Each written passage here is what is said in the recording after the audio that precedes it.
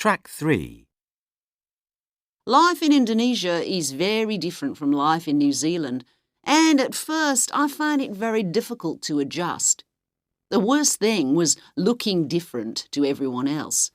I'm about average height in New Zealand, but in Indonesia I was much taller than most people, and it made me feel very uncomfortable. One of the best things, though, was the food. A change in diet can be one of the biggest problems of moving to a new country. But for me, Indonesia was not difficult from that point of view. I'm very keen on spicy food, and there is an Indonesian chicken curry called rendang that is out of this world.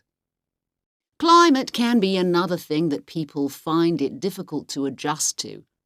I found working in Egypt very difficult because of the extreme heat. In contrast, living in Finland was hard because during the winter months the days are so short. Where I was in the north, it was only light for about 4 or 5 hours a day in December. By the end, I was pretty good at cross-country skiing, though. Language is often one of the biggest barriers when you're settling into a new country, but I'm quite good at learning them, and this hasn't usually been a problem for me. However, Japan was quite different.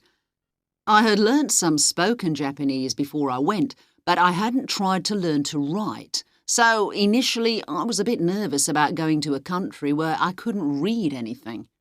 This did make life a lot more difficult for me. I couldn't read the destinations on buses or menus in restaurants or even road signs.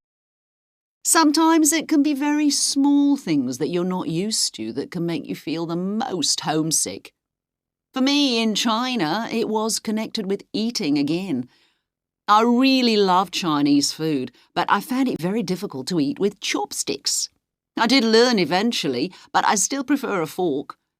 One of the best things about my stay in China, though, was the professor I was working with at the university. He was really enthusiastic about his work, and that made my job very satisfying.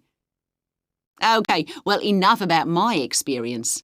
Having mentioned some of the problems I faced, I want to look a bit more generally at how you can adapt to culture shock. So first of all, I advise